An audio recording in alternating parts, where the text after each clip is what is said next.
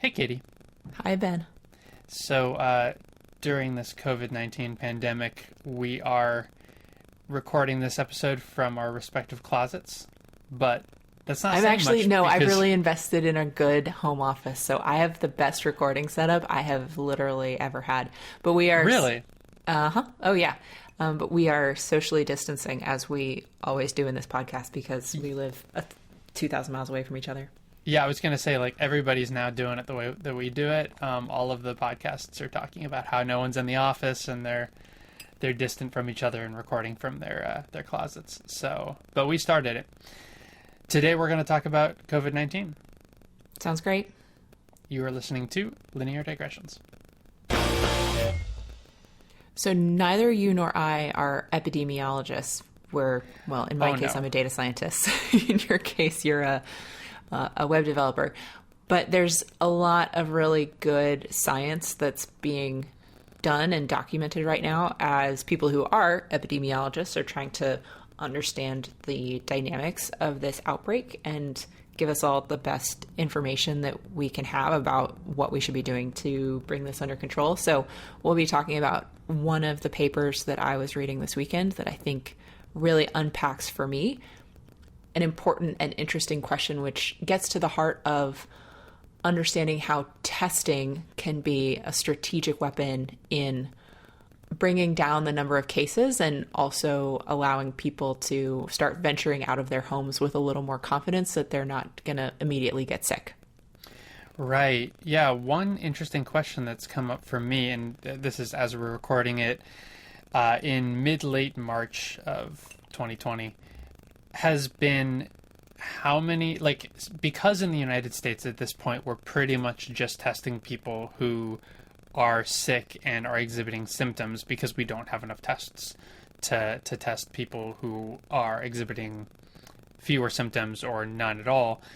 The question that's come up for me is, how do we know whether it's just the sick people who are spreading COVID-19, the people with symptoms, or whether there's a whole army of asymptomatic carriers out there spreading the disease across the country and across the world?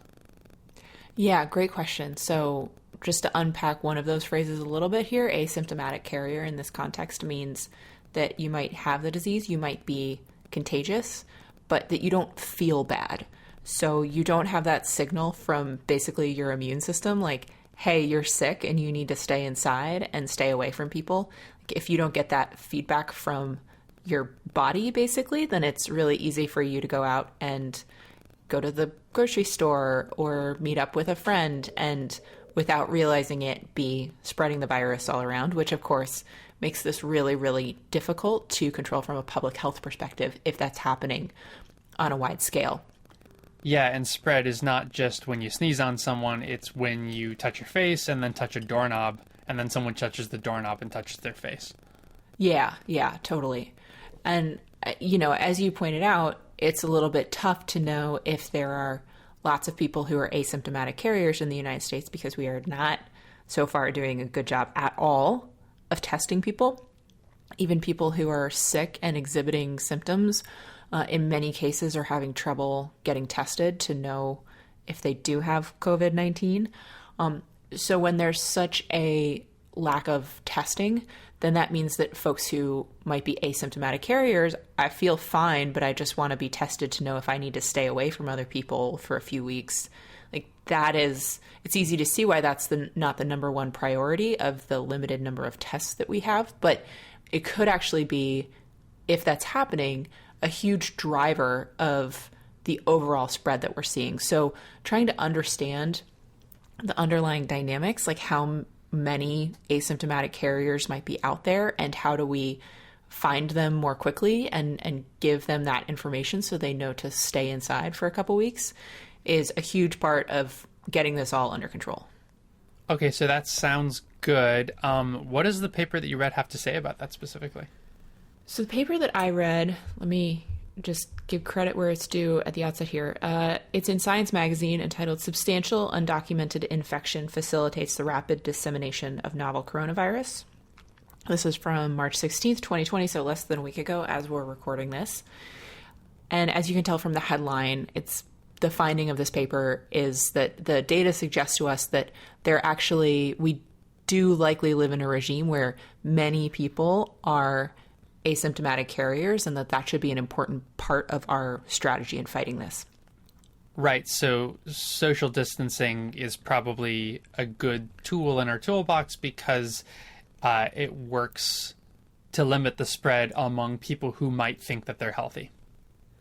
Yeah, exactly. And that, ideally, not to bury the lead here or something, but, the long-term fix that this suggests is probably something like what they're doing in South Korea, which is very aggressive testing so that you know who is who might be an asymptomatic carrier. And then, we don't all have to stay home. Instead, we can be a little bit more targeted and just smart about who has to stay home for a few weeks. Yeah. And, one thing I've seen circulating around the internet, and I don't know where this started, which is unfortunately a product of where we are with information spread, but the shift in thinking of, instead of thinking, I don't want to get infected, everyone else could infect me, instead think, I might be infected, I don't want to infect everyone else. And then your behavior given that will kind of handle both cases. It's a neat paradigm shift.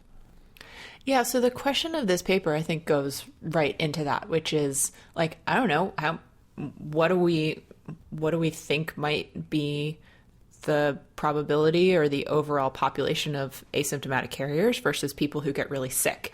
And as we kind of mentioned at the outset, depending on how smart you're being with and how comprehensive you're being with your testing strategy, you could end up with data that looks the same, but you don't know kind of what world you're living in. So what these researchers did, I'll give you the punchline up front, with data that they used from China in mostly like January and February of 2020. They fit a model that suggests that something like 80 to 90% of overall infections are not documented and are very likely to be either low or very mildly symptomatic cases. So that means that overall, although those folks might be less contagious, like individually, let's say I'm an asymptomatic carrier and I come over to your house, like maybe there's only a 20% chance that you get sick, rather than if I'm coughing all over you and I feel terrible, right, maybe then there's an 80% chance or something. So, even accounting for some attenuation of the contagiousness of folks who have mild or no symptoms, because it seems like there's a lot of them, this is actually one of the biggest drivers overall of the spread of the disease, and makes it pretty hard to get a control on this without good testing. So, but the question you might be asking yourself is sort of like, okay, 80 to 90%, like where did that number come from? These are the kinds of things that I always like to understand. So let's talk about the model a little bit. Let's talk about the paper. So as always, we will have a link on lineardigressions.com. But what the scientists have done here is, number one, they've built on top of a few epidemiological models that have been already built and validated for other types of diseases, namely cholera and measles. And they build a model that's basically a set of coupled differential equations. And they say, how are 4 different quantities changing through time? The number of susceptible people in a given city, and like I said, they're using data from China here. So let's say how many susceptible people in a given city in China, how many people in that city have been exposed, how many people in that city have been infected with the disease and it's documented, like they've taken a test and it's showing up in an official registry somewhere, and how many of those people are infected but undocumented, presumably because in many cases they have not a lot of symptoms. And how are all of those rates changing through time and also changing through space? Because of course China isn't like a single place. Instead, it's this network of interconnected cities that have kind of travel patterns between them, especially noteworthy travel patterns in January and February because of, 2 things. Number one, a lot of travel because it was Chinese New Year, and then the government basically started to shut down all the travel. So you have this kind of very jarring disconnect between kind of before and after travel restrictions go into effect. So you have to fit the model in a couple different phases to take into account for all of that. But that's interesting. That's it's already getting really complicated because it's not a simple Petri dish model. Oh yeah, no, it's super complicated. So those are the state variables that are kind of the things that you could potentially, let's say, observe. None of those variables really describe anything about the disease. So I guess by state variable, you're talking about the state of the population and the circumstances that you start your little simulation in. Is there a different term for things that pertain specifically to, say, the virus's infectivity or those kinds of things? Yeah, I mean, so what we're more interested in here, a second type of variable, or, well, they're interesting, but in a different way, called latent variables. So these are the variables that I think of as describing kind of the underlying dynamics of the system a little bit more, and that you can't observe directly, but instead could only sort of observe secondhand through measurements of the system, and you need to infer them through the modeling and the statistics and all that. So the latent variables in this model. So number one, there is a variable for how long between when you begin being contagious and when you realize that you are sick. How long is that period? So that might be like a couple days, that might be a week. And then there's a second variable, which is the average duration of the infection that you have. So once you realize that you're sick, perhaps, how long then do you stay sick? There are a couple variables for how much transmission of the disease there is between, let's imagine we have two classes of carriers. We have symptomatic carriers and asymptomatic carriers. Interesting. So it's like how contagious basically is each of those types of people. And so there's like an overall contagion factor. This is like this variable beta. And then there's another variable if you're asymptomatic, mu, that we figure is like less than 1. And then mu times beta is how contagious you are if you're asymptomatic. So that's what I was talking about before. Like maybe if I'm asymptomatic and I come over to your house, there's a factor of 2 or a factor of 5 or something reduction in how likely you are to get sick from interacting with me because I'm not coughing all over your house or whatever. Right. Okay. So the reason that you separate them. So I guess reality is you've got the spectrum of symptomaticness. I don't know if that's a word, where you've got the people who are showing no symptoms at all. You've got the people who are just like coughing and sneezing over everything. And then you've got people maybe in between. But for the simplicity of the model, you just separate these into two groups and you say, the asymptomatic people are less likely to spread it than the symptomatic people. And, you have a variable maybe that controls what that difference would be. Yeah. Or that parameterizes. Yeah. What's the factor between those two? And just to be clear, like that's not something that we know. Like number one, that there is a differential in the contagion. We don't know that a priori. And if that is true, we don't know how much that attenuation factor is, but these are things that we're going to try to solve for using the model that we're building and the data that we have to put into it so that we can like back out from the data what's our best guess about these latent parameters. Right. God, the more we talk about this, the more complex it gets. Like, obviously the model is not going to be able to solve for everything, but I'm thinking about things like cultural differences, where some countries they're more comfortable with using masks more aggressively, and some countries they're not as comfortable with that. This is really interesting. Yeah. So let me give you the last couple latent variables, but then, what we're trying to do is define latent variables that are in many cases kind of general to a lot of that stuff. So ideally we'll get to that in a second. Let me give you the last couple latent variables. So the second to last one is what they call a travel multiplicative factor. So that's basically saying that when you're traveling around a lot and you're in situations where you're like interacting with lots of different groups of people, then your contagiousness goes up overall just because of the more chances that you have to infect people. So there's a parameter for that. And then last is a parameter for the fraction of undocumented infections. So in the context of this episode, that's one of the more interesting parameters of the model. Of course, they're all like super interesting and important.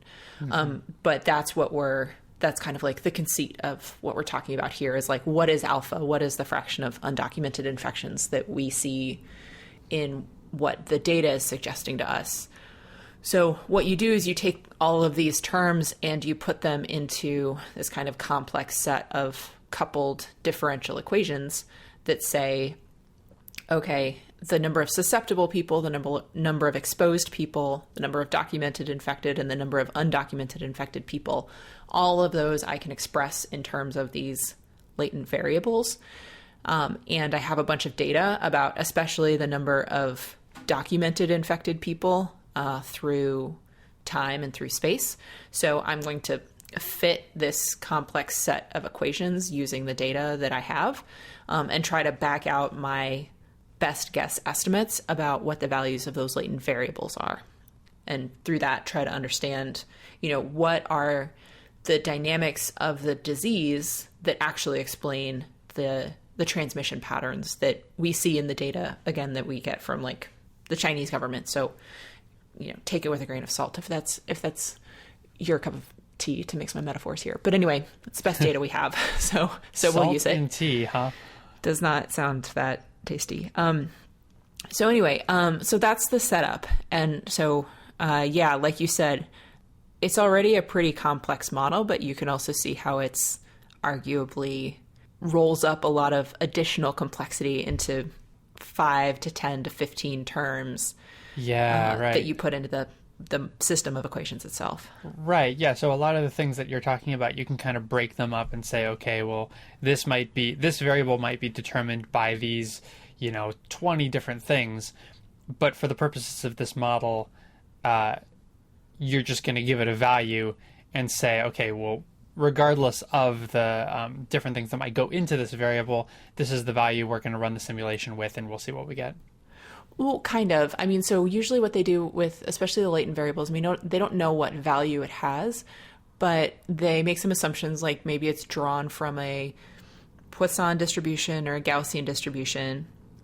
And then we say, okay, let's try a whole bunch of different values for each of these different parameters, run a little simulation, and then see if that looks like what it is we saw. And in particular, you can generate fake outbreaks where the like quote unquote right answer for these parameters, and see if your model can return to you things that look consistent with like the underlying dynamics of the system, which you know because you generated it, right?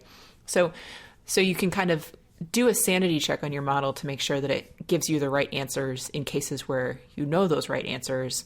And then you don't have to make as hard of assumptions about the values for these parameters. Instead, you kind of let those float and then see which values fit the best. The thing that's also interesting, though, and that I wanted to come back to from what you were saying a second ago, is like, okay, so there's all this complexity about when and where do we start modifying travel plans? When and where do people start quarantining themselves or being quarantined in their homes through government action? When and where do measures like better hand hygiene or people are wearing masks, how do we take those into account in the model?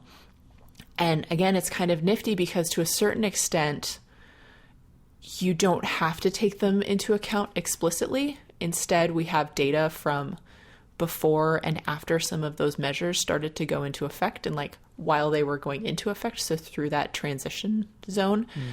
And so you can see how the underlying latent parameters then will start to change. So like one example is a parameter of interest is for each person who's infected, on average, how many additional people do they spread it to?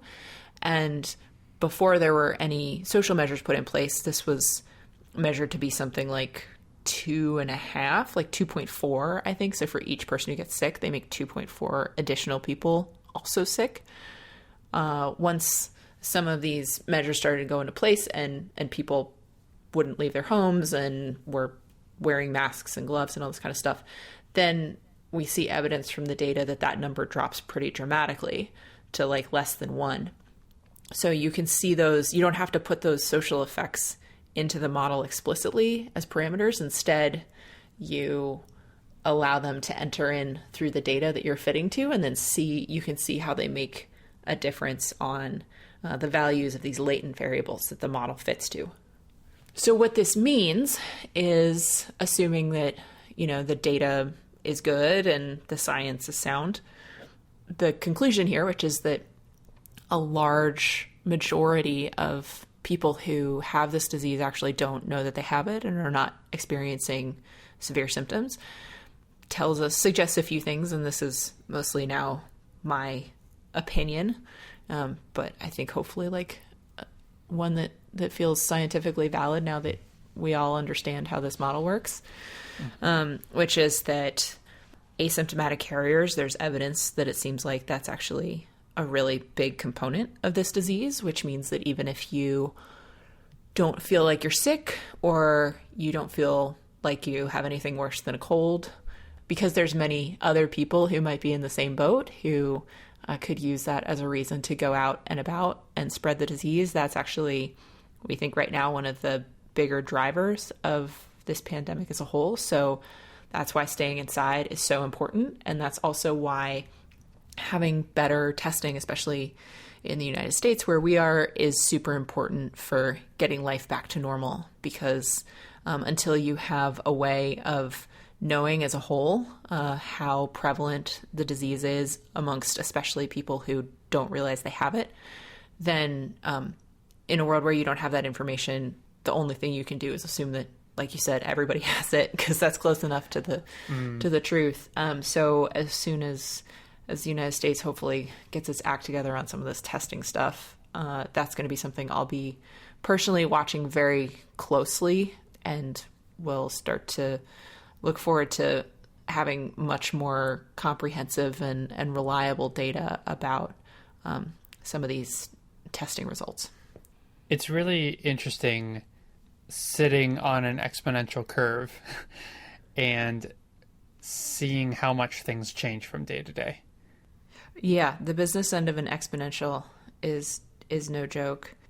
The thing that's funny about it is that exponential processes, they feel like nothing is happening until all of a sudden, like, everything is happening. Like, they hit you really, really fast, which I think we're all feeling right now, the steep end of this. And the other thing that's tough is that because of the underlying dynamics of the system, things that we're kind of seeing right now, the results of choices and patterns and stuff that was going on a couple weeks ago. So it can be hard that there's that disconnect in time. But yeah, it's a real thing. All right. So until further notice, we're all sick and we should Great. behave like it. Yes. Oh, and I have one other thing. This is on a totally different topic. But I told my dad I would put it on here. So one of the casualties of all the social distancing is that the March Madness was canceled. March Madness is hockey? Ben. I'm sorry, I'm just trolling you. It's college basketball. Okay. That was a pretty good one. I fell for that. Okay, it's college basketball. And speaking of hypothetical scenarios, or not so hypothetical scenarios getting modeled. So this year, my hometown University of Dayton Flyers were projected by CBS Sports to win the whole thing, which the city of Dayton would have been so excited about. But now it's canceled. So I think that we should just say that the University of Dayton won the 2020 March Madness tournament and just give them the crown, because I think that they earned it, even though nobody got to play in it. And yeah, I have no horse in this race.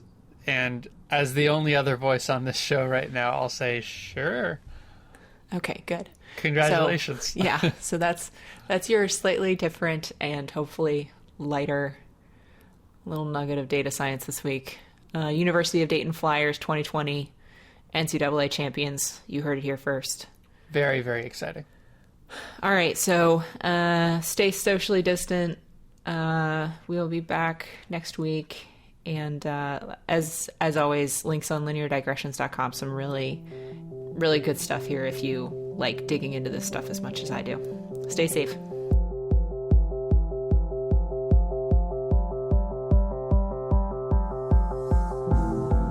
Linear Digressions is a Creative Commons endeavor, which means you can share or use it any way you like. Just tell them we said hi. To find out more about this or any other episode of Linear Digressions, go to lineardigressions.com. And if you like this podcast, go ahead and leave us a review on iTunes so other people get to listen to this content too. You can always get in touch with either of us. Our emails are ben@lineardigressions.com and katie@lineardigressions.com in case you have comments or suggestions for future shows. You can tweet us at lindigressions. Thank you for joining us, and we'll see you next time.